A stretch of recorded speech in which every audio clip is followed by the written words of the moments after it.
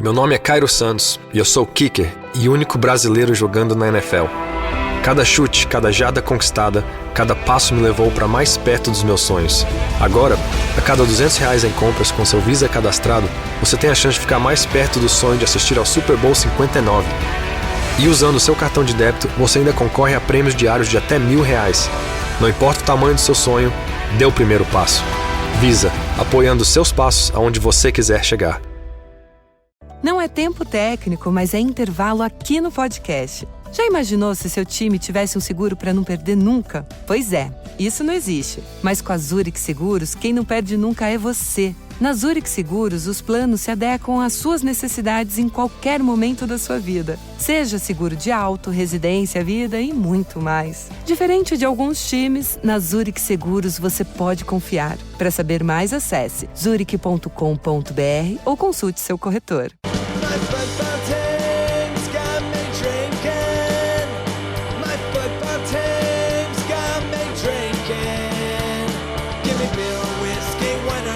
Anything to shake this mood I'm in. My football team's got me drinking.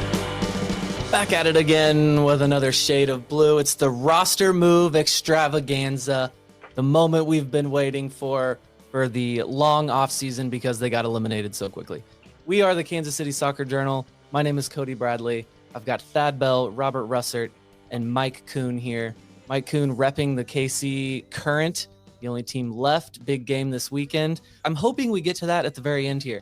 But big news. It's the roster moves are officially out now, and that's what we're going to focus on for this podcast. Is everyone cool with that? I know, big game this weekend, but we got a lot to talk about. A lot of roster moves. People are gone. I have a lot of emotions. I need all of you to calm down so we can do this properly. You're all giving me way too much, and I'm trying to be calm. It is an emotional moment, but exciting on the same plane too. So, okay. So Mike, I promise we'll talk about the Current, but I think that there's a lot to like in this, Thad. I'm just looking at the roster, looking at what we've got here. I think there's a lot to like. There's good signs that we're going in the right direction, the things we've been wanting. But Thad, you know that number one response is still going to be Vermees out. Every comment on Twitter. Oh, yeah. It'll be Vermees out. And what are they going to do? They're going to wait. People complain that they're going to wait till 2 years from now to sign somebody, and then they'll be hurt, and they'll take 6 months to get into the roster, onto the game day. And then they probably will have an own goal before they actually start doing anything good. Yeah, it's standard. Wow, you actually went way, way deeper than I think even the craziest people on Twitter are going to do. It's just going to be a simple hashtag Vermees out. Or, yeah, I think that is the reason I don't here. go on Twitter anymore. I mean, come on, jeez. No, I skipped over Twitter and went Reddit. Okay. There you go. Oh, straight to the subreddit. To be fair, it is the off season, and most of the yelling at this point is not happening. Like somebody had posted the thread the other day about the union press conference, and it was like reasonable conversation about why it wasn't comparable to the KC situation. It was actually reasonable discussion for once. So it's the off season. The people that'll yell aren't there right now. So okay, that's good. That's good. And the hierarchy in my head is Twitter was maybe the least crazy for a while, and then it was the Reddit was really dark, but the ultimate was the Cauldron Facebook page. Has always been, will always be, even though I'm not on there anymore. Also, I deleted Twitter last Tuesday at about 8:30 p.m. So don't have that on my phone anymore. I've got it on. I work in social, so I see it a lot still. So I can't eliminate it from my life entirely. Okay. Yeah, and just a reminder, it's going to be hashtag Vermees out, but he is Vermees out of one job, Thad. Just a reminder for everyone listening, he is out of one job, but then that has an asterisk, right?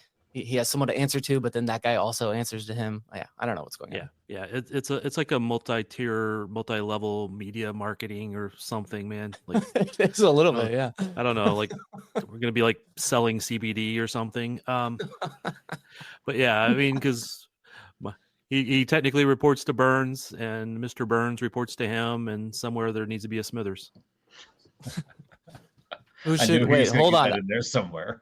I like this. Who should be his Smithers? Who on this staff should be his Smithers? I like this.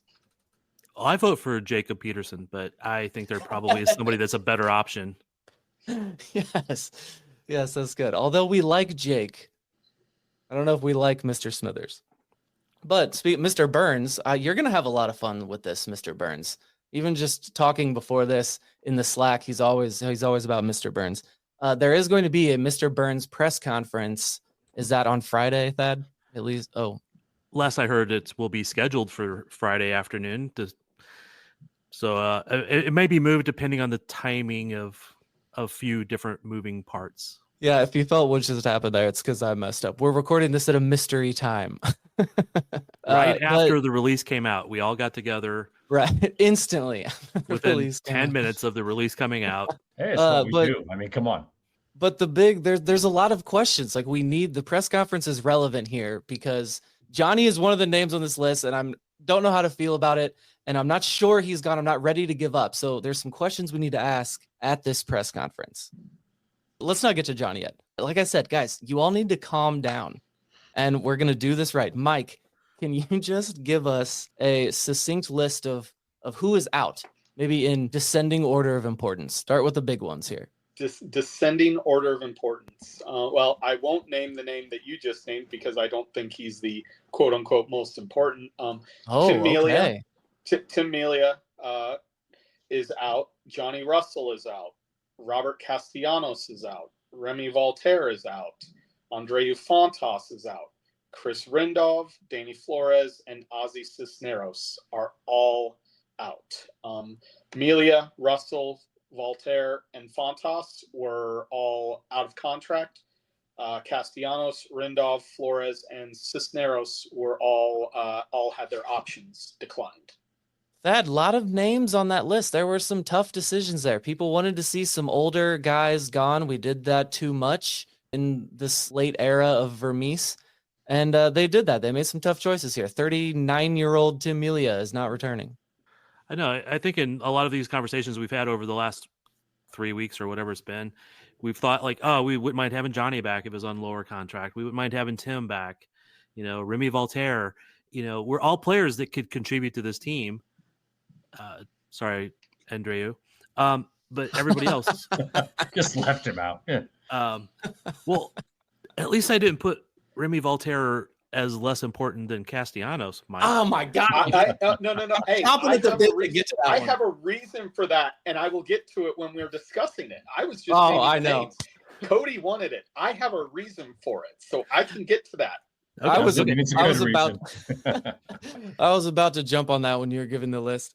But no, Thad, you were talking about if maybe they're going to negotiate another contract here. My guess when we were getting these before this happened was that Johnny was not going to be on the roster, but much like we saw with Roger Espinoza last year, they could maybe still be negotiating a contract with him at a reduced salary. They could, I suppose. I'm just getting the feeling. I don't know. I mean, we'll ask those questions when the presser does happen, but I almost feel like that's not happening now because they wiped out 4 senior roster spots. They wiped out a lot of cash. Maybe they can bring in a 10, a winger, a defender, or a keeper. To be fair, one of those senior roster spots is already retaken, though. We assume, right? We assume, yes. We assume that with Jake Davis's new contract that he is moving from the supplemental roster up to the senior roster. Right. Yeah, I mean, if you look at salaries just straight, all those guys, we're looking at a pretty big number, but maybe in MLS these days, it's not that big of a number, but $3.38 million. That's a big number, guys. A lot can be done there. It's just how it's going to be used. And, you got to think maybe they already have some guys in the queue lined up to sign already, perhaps. That's what I hope anyway, because the season starts early this year, right? That 3.3, that seems like a lot of money. I know Messi has changed everything, but if they're kind of an outlier in this, and I think they can do a lot of damage with 3.3 million. But Cody, you need to do your little Mike stat thing, and let's hope that Mike has this stat. Are you ready? I don't do a thing. It's a sounder that was highly produced. We brought in an award-winning producer that created it. Okay. All right. My fault. But Mike, what is the average roster age of Sporting's roster now? Do we know this? Now? Are Yeah. we basing it off of minutes played or in general? Because honestly, I don't have either right now off the top of my head. But it's definitely younger. But Yeah. Considering 39-year-old Tim Melia, 33-year-old Johnny Russell, 34-year-old Johnny Russell, 34-year-old Andreu Fontas. Now at the other end, you do have 19-year-old Cisneros on the list, so he knocks it down a little bit. But I mean, those three are the three oldest players on the roster, so it knocks it down plenty at this point. I'm so glad I didn't waste the money on the sounder. We have to pay a fee every time on that sounder, and he didn't even have this stat. I'm so glad. Mike's stat interrupted there. I mean, I could go pull it. It will just take me a little bit of time. But Peter, he says this every offseason, really, but he's been emphasizing it, these last two off seasons. We want to add somebody on every line. And if you look at that, it's a dropping of a goalkeeper, two center backs, a midfielder, and a forward, if you're just looking at Russell, Fontes, Melia, Castellanos, and Remy. So, that's more than one at every line. It's two at center back.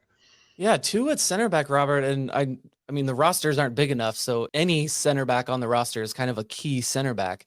But those are two guys. They've got to bring somebody in here. I do want to talk about losing both of them, but we're going to get to that in a second. I want to go back to Tim Melia. We glossed over the PK GOAT, the American soccer PK GOAT, and where this leaves the keeper situation. John Pulskamp, Thad, is he the guy for this next year? Are they signing somebody else? No freaking clue, man. Seriously, we like John, and if you're willing to take the hit of a young keeper getting, making mistakes, and he's still young in the keeper world. There's younger guys than him out there starting, but he's still pretty young. And if you're willing to take those lumps, then do it.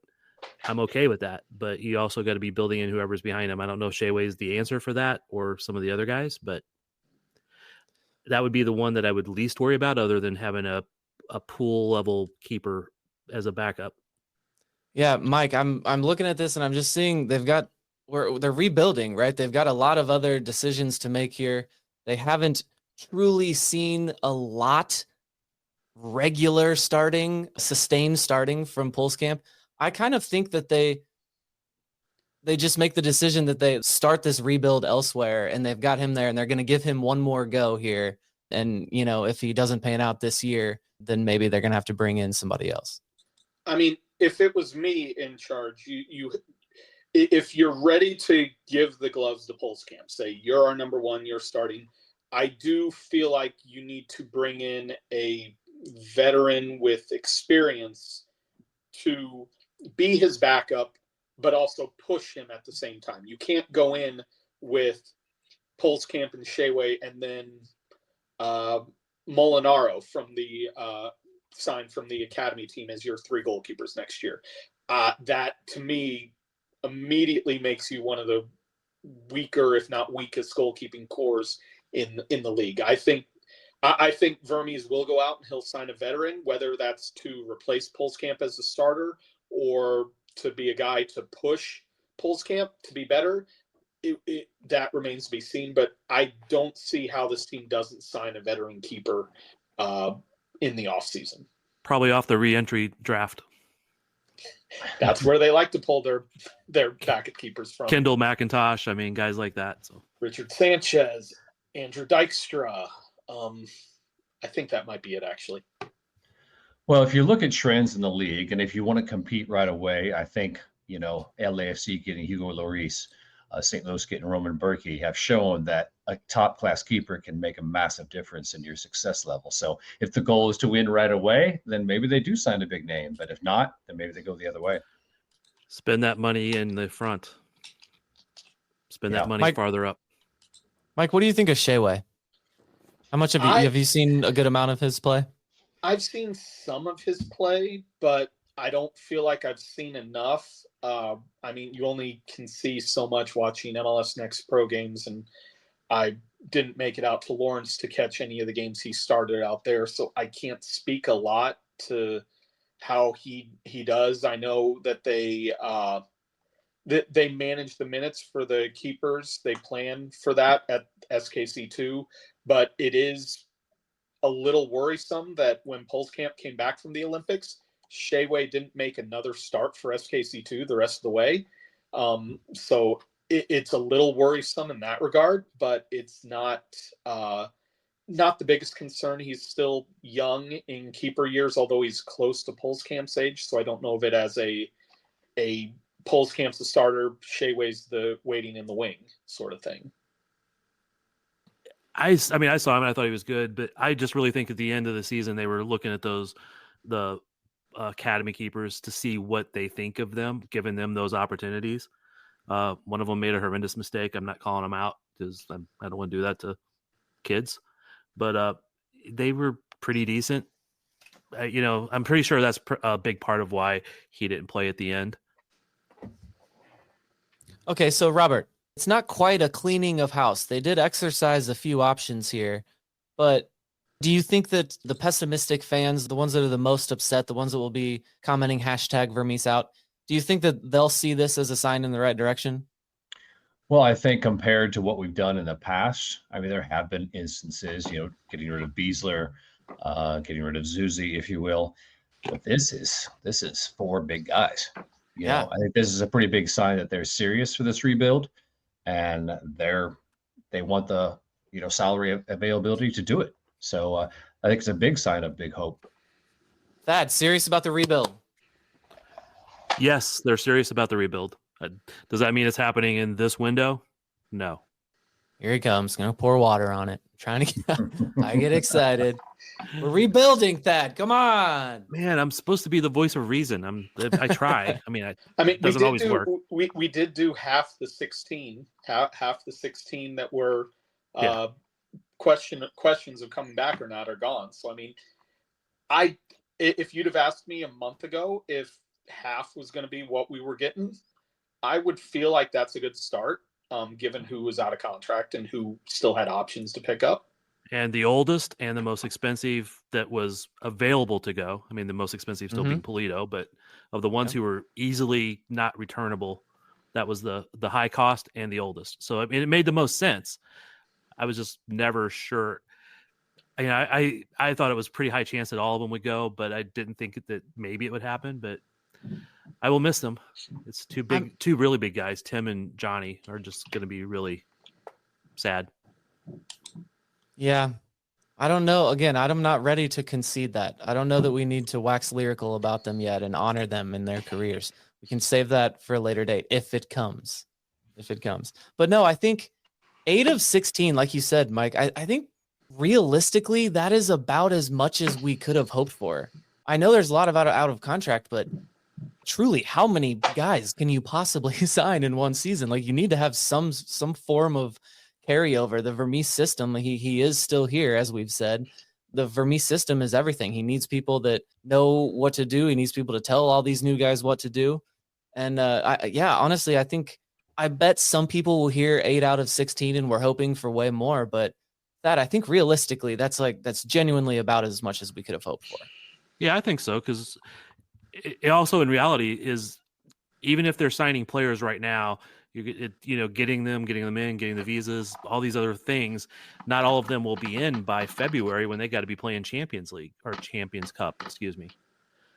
So like early February, CONCACAF Champions Cup, and they technically only have 18 players on the roster. So you could have a very inexperienced roster starting that game. Ugh. Well, you also got to look at the players that they did pick. You can say 8 out of 16 were kept, but you got to look at the players and how they performed to the ones that stayed.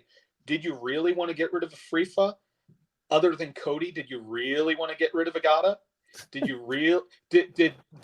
Rodriguez not prove that he probably did deserve to be brought back? Are you going to get a player of Tommy's level of play and experience for less than what Eric Tommy was making this year? Probably not. So it's hard to make an argument against any of the guys that they did bring back. So right. I think 8's a good number. The thing that everyone has been so mad about is the bringing back the old guys, like we talked about. And Memo is kind of the only one on that list I'm seeing that's an old guy. And like you said, he had a good season. We talked about kind of all year, like how much of a surprise that was and how useful he was. He's got more in there. He's the exact guy that Vermees wants on the field, that kind of player. So I like this a lot. I do, like Robert said, I think this is a positive sign in the right direction. Cody, I don't know if you want to talk about it though, but we've got to think about who's going to be the captain now. Is that Jake Davis? Really? The captain. Yes. Let's revisit that. Let's take a break and we're going to come back. And we're also going to talk about who they did actually keep. We'll be right back. Robert, who is going to be the captain? Great question that should have been brought up while we were doing the rundown for the show. The candidates, Jake Davis really stands out the most to me, unless you're talking about Eric Tommy or Alan Polito or Daniel Shallowy, who, was supposed to be the captain last year, most of the year. But Jake, I mean, he's kind of emblematic of the team now, isn't he? Jake wore it already, right? Him and Shallowy have both worn it. They have. Yeah. All four of them have at some point. Thad, who's your captain? Jake. Yeah. Let him. Honestly, I don't think that'll happen, though, just because he's the younger of the different options. But if they're really going with a youth movement and a rebuild, let Jake grow into it as you let Pulse Camp get hit with lots of balls and save a little bit of the money, go in some U22 players. Don't worry about trying to win MLS Cup this next year. Ain't happening anyway. And just bring in a player that you're going to grow into this roster, some U22s. That's the way I would go, and go with Jake. Get him a pirate hat that, like Captain Sparrow, Captain Jake Sparrow. But no, I think fans need a player they can identify with, and Jake fits the mold. He's a hardworking guy. He's got skills as well. He's, Midwestern-ish, if you will, if you need that. So I think Jake might just be the guy. People like Vermees and Vlaco and others will talk about they want players that identify in Kansas City style. And then when you say, what's that mean? And they're like hard work and blue collar. They're going to put in the effort. They're going to put in the dirty minutes, or the dirty yards, as Jake had talked about in the last presser. Yeah. That's why he's the guy that, I mean, I doubt it. I still doubt it. If they bring in a 10 or somebody like that, or it's actually the next logical probably is Eric Tommy. I like the pirate ship thing. Is that the implication is just that, because it's kind of a ragtag bunch of new people all come together, that we're going to try to just put this together next year? Or is it just a Pirates of the Caribbean reference? Or you just go out and bloody kill a people, man. I don't know. That's a Jake thing too. So. Okay. Well, never mind. So where did the pirate thing come from then? I was trying to get it to make sense. You just like pirates. I do too. It's just what I envision, man. If what kind of captain would Jake be? He would be one that would, go out, take no quarter, board the other ship, make them walk the plank and smile while he did it. Pirate captain hat. Gotcha. Mike, who did Sporting Kansas City keep? Do it again in descending order of importance. Sure. They kept all of these guys. They picked up their options. There were none out of contract that they picked up. They picked up Eric Tommy, William Agata, Logan Ndembe, Stephen Afrifa, Memo Rodriguez, Robert Volader, Zoran Basson, and Ryan Sheway. Okay, Thad, any surprises in there? No, I don't think there's any real surprises in who they kept. To be honest, the only surprise was for me, the only big surprise was Castellanos being let go. And that's just because I thought that the value he was, I know people complained about him at times, but the value for the price and all that stuff. But Volader to me is equivalent in many ways. So it was one or the other in that case. Now, do you want my hot take now? Or are we going center back now? You want my hot take on why Castellanos was ahead of Voltaire? No. I brought it up. We're not there. We're talking about the guys they've kept. That jumped there. It's okay. He was talking about Volader returning, so he tied it in. We're gonna get to it because I'm ready to jump on it. Robert, Willie Agata's coming back. Do you have any qualms there? Qualms? No, but I'm just afraid Willie is stuck where Willie's at. I don't know what's going to get him to that next level. You take him to practice and training every single day and put him in front of the net, and make him do push-ups if he misses the net. I don't know what you do, but The old school gritty football coach just right. I just hope he can drop every time he misses. make the leap up. So, and it's going to be interesting to see what again they do with Polito and Agata. If we get a 10, then are they going to run a 2-forward system, or is it going to be back to Polito starting, Agata coming off the bench? It'll be interesting to see. Eric Tommy in the midfield, had to bring him back, I guess, didn't you, Thad? Again, I think I've said before, it was either Voltaire or Tommy coming back, because either one of them fills a role that you can then fill with somebody else when the other one's gone. Tommy can play in the midfield. He can play as a winger. Honestly, I like him as a winger more than I do a midfielder most of the time, but he can fill that role, just not as good as a true 10 could. He was, I think, 1.1 million in salary this year. I imagine that will go up for him to exercise an option. Probably, yeah. I mean, that's usually the way it works, but sometimes those contracts are weird. So, yeah, I think that's just another one. You got to have some carryover.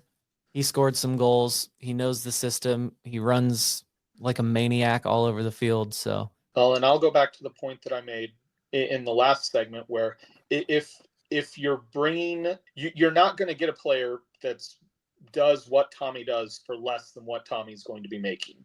And so keeping Tommy around, a player who's ingrained in the system, made complete sense to me. Is this a good time for Mike to tell us his reasoning, or do you want to just stall him a little bit longer? A little more of Micus Interruptus. Go ahead and tell us what you think of Castellanos. Why is that more than Remy? Sure. It all comes down to salary for me.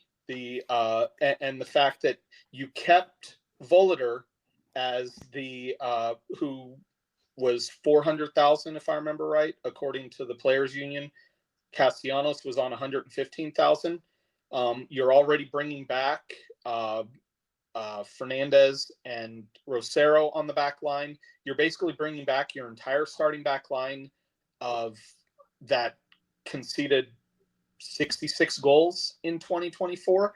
So in my opinion, it made more sense to bring back Castellanos on his cheaper contract to be CB4 and then bring in a new center back who could be CB3 or displace Fernandez or Rosero, and it really improve.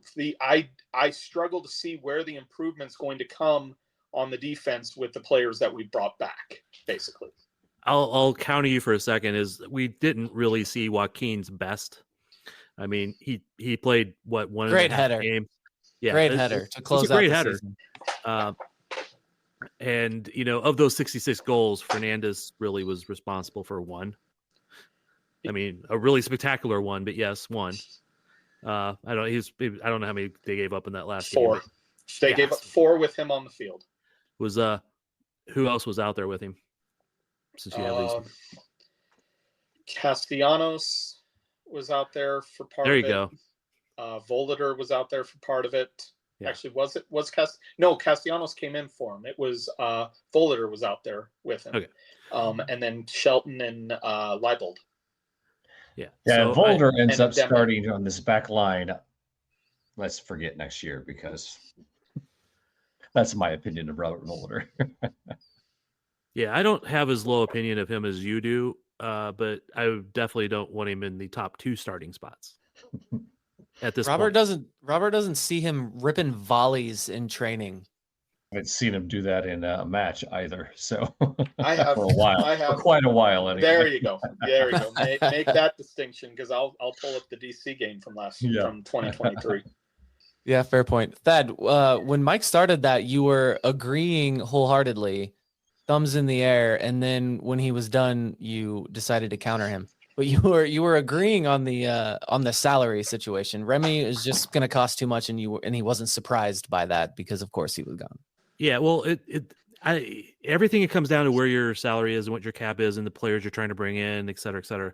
But with Remy at his age, he's going to want more with another contract. So his price wasn't going to go down or stay level. And, he had his injury problems this last year. And Remy's a good player. I mean, I think he's a very MLS serviceable midfielder, depending on where you have him, and he can play a couple roles. I have nothing against Remy. It's just with your salary cap and the budget you have and all that, he was going to go up. Tommy was not probably going to go up a whole lot with exercising his option. Well, But Tommy's Remy, option. Tommy was already known too, with him Right. being on an option. Yeah. So with Remy going up, it would be assuming Remy would want more money, because he can probably go, to France and get more money, or somewhere else and get more money. And you can then bring in somebody else who's more of a 10, for example.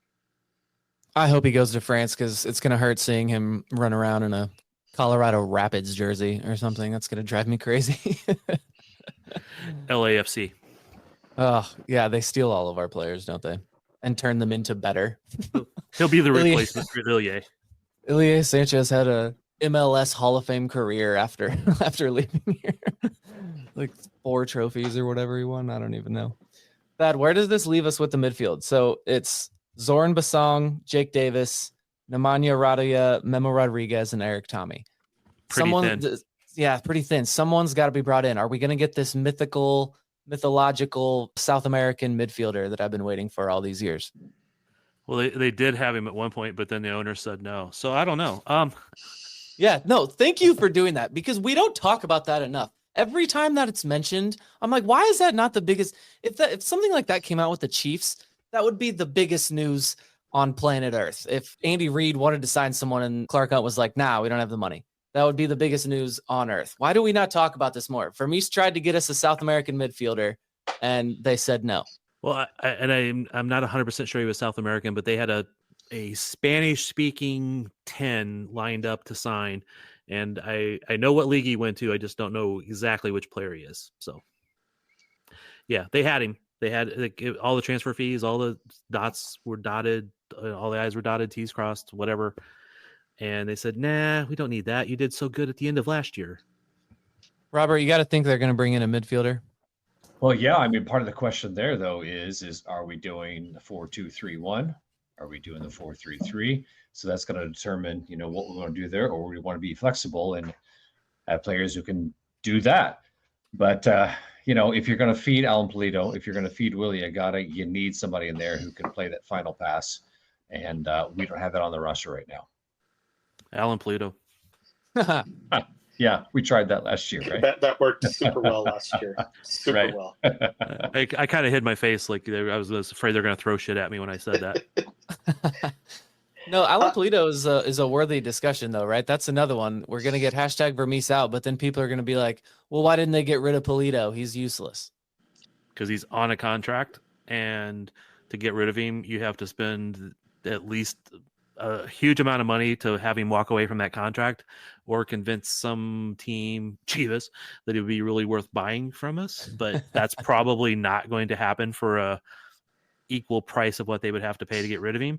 So I think that's just like one of those, if you're gonna waste more money to get rid of him, because right now maybe he's not giving you $3 million worth of performance, but to get rid of him for $3 million, just say, and then bring in somebody else for $1 million to be a striker, which isn't going to be the best striker in the world. Now you're $4 million into a guy who may be only as good as Willie Agata. Oh, that sounds like a nightmare. You just eat it. Yeah, and let's not forget that would probably come out of the quote unquote budget that Vermees has been given for the team, and Vermees would probably rather use that money to bring in new talent instead of using the however much it would cost to actually buy Polito out. Can we start a GoFundMe? I don't think MLS allows that. Donations, man. It's like buy into the ownership. Hey, we're going to take 0.01% of the ownership and give you the money to get rid of this guy. Now, Polito, it was going to cost too much to eat that contract. And honestly, he's gone in such waves with this team where he looks unstoppable, then he can't do anything. Now he went basically this whole season without doing anything. So come on, I'm just saying, law of averages here. If he's up and he's down, then an up has to be coming. Just tell him it's a contract year. Yeah, for real. Well, it is, isn't it? I believe he's through 26, if I remember Yes. correctly. Oh, Jesus. Yeah. Yes, How he is. many goals did Alan Polito get last year, Mike? He got, oh geez, 4? Or I think. Yeah, but 4 how many the year sounds right. before? 12? Something like that. Yeah. Yeah, and they all came within the 3-month period in which he was negotiating his contract. Right. Because he scored one after he actually scored 7 this year. But he scored like 1 after he renewed his contract, and that was the A missed PK PK. the PK rebound against Salt Lake. So yeah, he's scored 8 goals since he signed that super nice extension. So Yeah. he's 7 goals this year, and he was more or less a box-to-box midfielder scoring that. Yeah, nothing you can do. Couldn't have cut him this year. You just have to eat that and cross your fingers and hope that the other Alan Pulido actually shows up there. Make him miss the field. So going back to the midfield just for a bit, you're going to have at least one defensive midfielder, and Radia has shown that he can't carry the load all season. He's been fairly injury prone. Is Basong that guy? I don't know if he's proven enough after his last season. So you're going to have to pick up somebody in that area. If you go, 2 in there, you have to definitely pick up somebody if you're going 4-2-3-1. Well, I think Radia showed last year that he can't play the double pivot. Now, granted, he was struggling with injury, but I mean, we looked better with Basong and Davis running the double pivot than we did any of the times Radia played it. So that's going to be the big question, is whether they run the single pivot or the double pivot next year, because the personnel they have is not the most expensive personnel they have is not designed to play the double pivot. But if they're going to bring in a true 10, they may actually want the double pivot to cover him a bit more. Yeah. So a center back, 2 midfielders, and a striker. I don't know. A center back, you're not getting a starter quality center back. I don't think that was my whole point with Castellanos. You're not getting a starting quality center back. You're getting a 150, maybe pushing it 200,000 CV4 basically, and then a academy kid or a super draft player as CV5 on the team. Well, we're used to very average center backs, so that won't be a change. Yeah, I don't want to see this team go into the season saying we're going to play a single D mid or a dual pivot or anything. I want them to go in and say, these are the guys we have. These are the guys who are going to perform the best together. And it's this or that again this game. So Vermees was more flexible this year with the traditional 4-3-3. And even in the old days, he would sometimes play a double pivot, but it would be still a 4-3-3. It'd be a 4-2-1-3, if you want to say. But this year it was much more of 4-2-3-1 a lot. So he's been a little more flexible in that, which is good to me. And there's a very good reason that you will try to have this team always play the same formation and a lot of the same players, because it provides consistency. But at the same time, you need to be a little more flexible and just say, these are the guys we have. This is the formation we're using this month or this week or next game or this half. And I think he's doing better at it. Let's see. Hope that continues. Zoran Basong earned the option by pushing Areola to the dirt, right? The shove on Areola is what got that done. I think from a Vermees perspective, that may have helped, because if you're not going to have a team loaded with skill, you want a team loaded with grit. That's how St. Louis was good their first season. That's how Sporting was good back in 2012, 2013, quite honestly. A team full of grit that's going to fight, and sometimes that makes it better than having a guy who's got a lot of skill but doesn't really care. Mike, any other notes here? Guys like Flores and Cisneros, Rindolph, they're gone. Anything notable there we should mention? Any surprises? Not really. I mean, Cisneros was, I think, expected basically since he went on loan to Carolina Core from Sporting KC. As soon as he left to go to another MLS Next Pro team, it was like, well, he's gone. Unless he absolutely tore it up there, I didn't see any way he was coming back. Flores struggled with injuries this year. He wasn't horrible, but I don't think the expectation was he returned. And Rindov looked decent, but not spectacular at MLS Next Pro. So none of them on a long way to say no. None of them were a surprise. Long way to say no. That's Mike Kuhn when he comes on a podcast right there. That anything to add? You sad to see any of those guys go? I mean, I liked Rindov and I liked Flores and Ozzy. I liked when they signed him. I thought it was a good try, But yeah, so you got to make your move, and none of them really made the jump up. Rindov was a very good MLS Next Pro defender. I say very good, pretty good, and he might make that jump up, but maybe just needs to go somewhere else and have another shot. Yeah, in my opinion, they've stuck with some of these guys for too many years in the past. Not specifically these guys, but that kind of player. I think they continue to bring back and don't use, and they're never going to turn into anything anyway. So I kind of like that. All right, let's take one more break here and then try to wrap up this discussion. Robert, after we've discussed all this, how are you feeling? Are you any more optimistic? Can you give me any ounce of optimism after we've talked through all of these roster changes? Well, Cody, we opened up all that 3.8 million. We'll see how that all works out in the end with how contracts go. But you've got to be optimistic because we're getting rid of some of the old guard. That's a strong sign of change, as we said earlier. We've got a guy in Mike Burns, who is supposed to be the guy that's going to do the contracts and get Peter out of that and let him do other things. So I think so. I think the club is really looking hard at themselves and really listening actually to what people are saying and are motivated to get this club back to where it's going to be. But I'll temper it like Thad. Next year, don't expect, MLS Cup. Expect improvement next year and a building through maybe the summer window. And then again, at this time next year, and I think we're looking at 2026 World Cup year to maybe where this team is back where we want it to be. But also don't forget, roster-wise, the league does provide $2.5 million in GAM. At least that was the amount last year to help our roster build as well. And a guy named and on Twitter at Mark Machado or Machado maybe 8 says that after his research that Sporting has $470K in GAM already going in that we've gotten from trades and things like that. So don't know how accurate that is. So we'll have to see.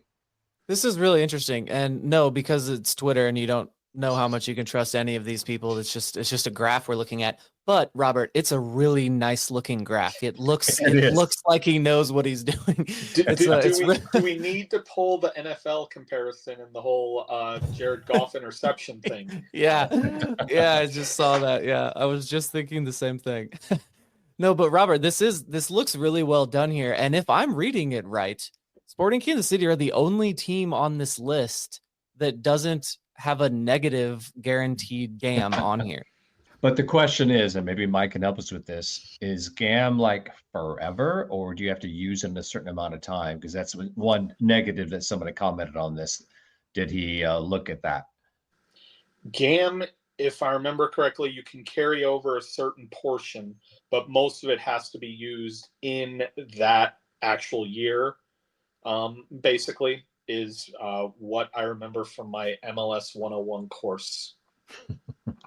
Yeah, but those rules change every year, it feels like. They do change. Yeah, they change GAM, regularly. TAM, Messiam.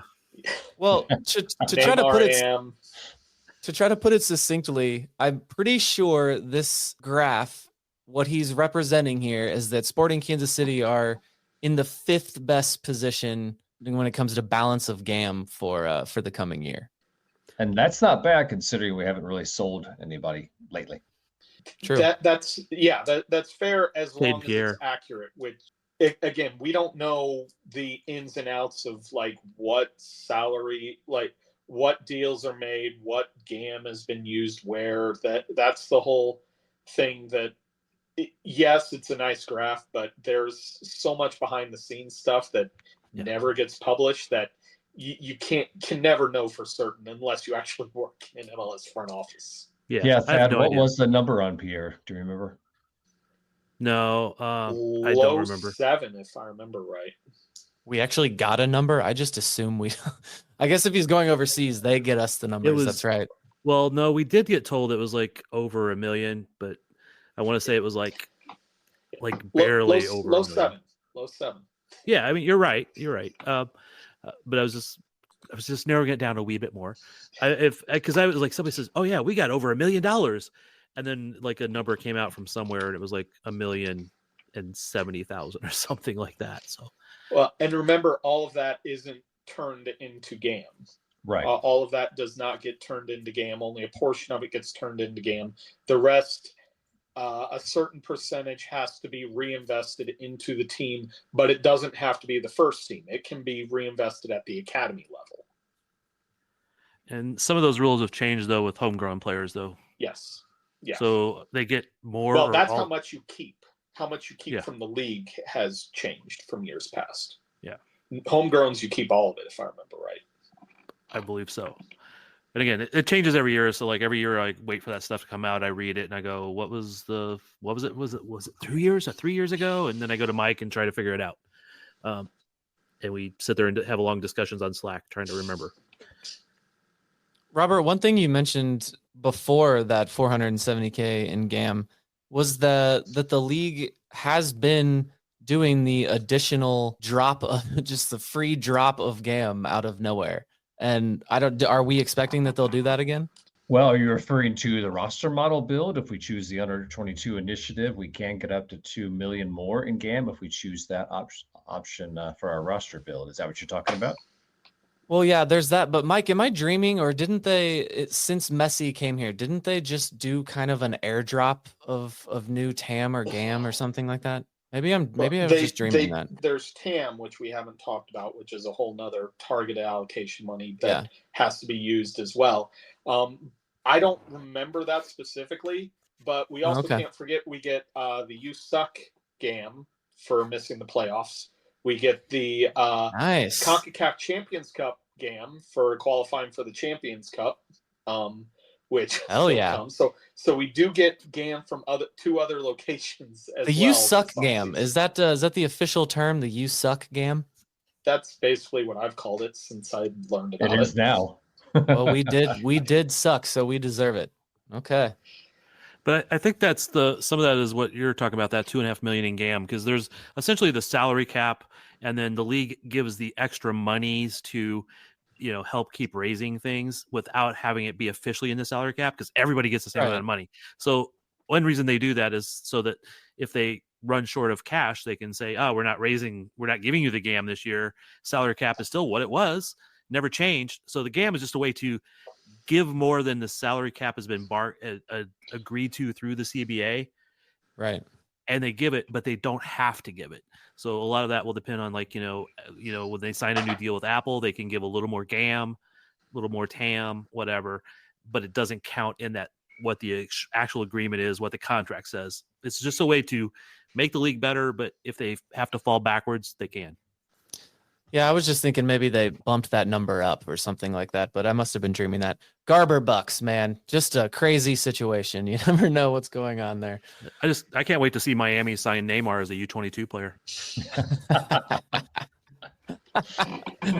Retrospective U22 signing if he was under 22 when the league started.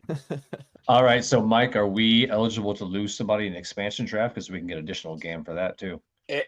Every team is eligible for the expansion draft. No team, even those that had one selected by St. Louis St. Louis are eligible, since there was a gap. There was a gap year in expansion. Everybody is eligible to have a player selected. Can we pay them to take somebody? We'll give you $500,000 if you take Polito. I got it. Cody. That's hilarious. But no, yes, we are technically eligible to have a player taken, and that'll be the next fun, is figuring out the protection lists for who we want to protect. But we've got a couple weeks for that. Man, we really just checked all the boxes there on an MLS roster moves podcast. We were on TAM and GAM and expansion draft and protected lists. Oh, I think that means we really did the full podcast. We And, touched on re-entry draft earlier too. and the re-entry, yes, well and done. the super draft. Yep. Hey, if Mr. Burns convinces San Diego to take Polito in the expansion draft, I will call him our savior. You'll be his Smithers. I will take back some of the things I've said about Mr. Burns and my questions about his hiring if he can make that happen. Hey, they need a Mexican influence, right? Come on. Right now, if I know that not all of these decisions are Mr. Burns, I know some of it is with Vermees, and no matter what they say, but right now I'm okay with exactly what they did. So this first example of what Mr. Burns has done is okay with me. It hurts because some of those players, I will so miss Johnny. I will so miss Tim. And I'm assuming they're not coming back. I know I don't want to harm Cody's ego or inner child over there, but I am counting on them not coming back at this point. And that hurts. But the first moves that they have done in this offseason is at least the right step. Whether it turns out right, who knows? Well, guys, it was tough walking in the locker room and not seeing Beasler and then not seeing Zuzi and Espinoza. But now we're not going to see them plus Tim Melia and Johnny Russell in that locker room. That's going to be weird. I see Zusi and Espinoza on a bi-weekly basis. That's the current games. Yes, you do. That's EPKC. Thank you for putting that into perspective. We've kind of just been doing raw reactions here very quickly to this news, and I hadn't even had the conscious thought quite yet that this was the first move of Mr. Burns. So that's good. This is a good sign. This is the first thing he's done, and I have no qualms with it. As I look up and down the list of gone and the list of exercised options, this is a good sign. I like this a lot. Good first appearance from Mr. Burns. And do I get to go technically here? Go ahead. I was going to. Joaquin and Caden Pierre, those aren't technically. I mean, Joaquin. Was he here for Pierre? Yeah, Pierre was sold in this fall. Yeah. Well, he hasn't sold in this summer transfer window for. When the hell did we get Burns? I feel like he hasn't been here that long. Like July. Yeah. Okay. And Mike, your hatred for Joaquin is worse than. I never said a hatred for Joaquin. You don't have to. Tell me you don't hate him. Without telling me you don't hate him. I haven't seen enough to hate him. I just am saying you can't. All I was saying here was that he technically is he could technically be a Burns signing. Well, yes, is very likely a Burns sell because of the timing. Joaquin, I will grant you, may have come before, but I would bet that Caden Pierre was a Mike Burns move. We've always let someone go to Europe who has aspirations to go to Europe. That's a Sporting KC foundation there. Yeah, that's true, but he would have negotiated the deal. Okay, let me have this, Mike. This is a great first appearance. No, I've been on this enough that you've seen me on this podcast enough to know that I can't just let you have it when I'm right. Well, joke's on you, because you're just talking through. We have a hard out that we have to hit, and you're just talking through all the time we were going to talk about the current. So I really wanted to talk about that and the good soccer that's going on in Kansas City, and you just ruined all of it.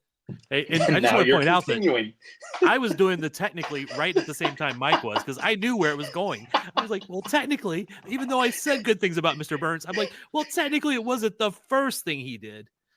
So I was right there, but I deferred to Mr. Technically Mike Kuhn. Well, technically doesn't do well on podcasts. The goal is to keep it moving or keep going forward. You don't have to technically me into the woods every single time. Yeah, but part of doing a podcast is having fun. And if we can technically you into the woods, Mike and I are having fun. Yeah, and Robert's over here smirking too. So this is why Thad and I, when we did this way back in the day, our podcasts were 2 hours long. You guys are definitely having fun dragging me into the woods. Mike, the Current in the semifinals, are they going to beat Orlando in Orlando? I hope so. I think they can. I mean, I hope so. Good. I thought you were against them. You're wearing the jersey, but I thought you were rooting against them. I mean, there's no reason they shouldn't be able to. their defense is very much improved from earlier this year. Their reliance on Chewinga still is a little worrisome, but A little. I mean, a little. It's been a little worrisome for basically since the summer. But Well, I mean, she's shown that she can be relied upon, and that's the thing. They're still getting it done. So yes, they can win this game. But Orlando's good. Orlando is a very good team. Thad, you feeling good about this one? Yeah, pretty good. I was just going to technically, Mike, when they didn't have Tim Waugh for a game, they won 4-1, I think was the score. So, Boom, roasted. Okay. I still feel like we're probably forgetting a couple discussions about the roster moves, but wanted to get this out quickly for you. Yeah, because this is like seconds after the announcement. And I know there is a couple other things on there we really need to talk about, but I think we can save that for the next pod. But going back to the current for a second, Caitlin Carducci was officially made the GM, took the interim tag off. She's been a huge part of them getting players over the summer with Alana Cook and Kayla Sharples and Almeth Schultz and all that stuff. Really good job by her. And as has been pointed out, the maneuvering they did in the summer set them up salary cap. They were really in a hole for salary cap if they were going into next year. A lot of these moves help them. They're now no longer in the hole and now actually have money to go shopping for an additional player in the offseason. Hell yeah.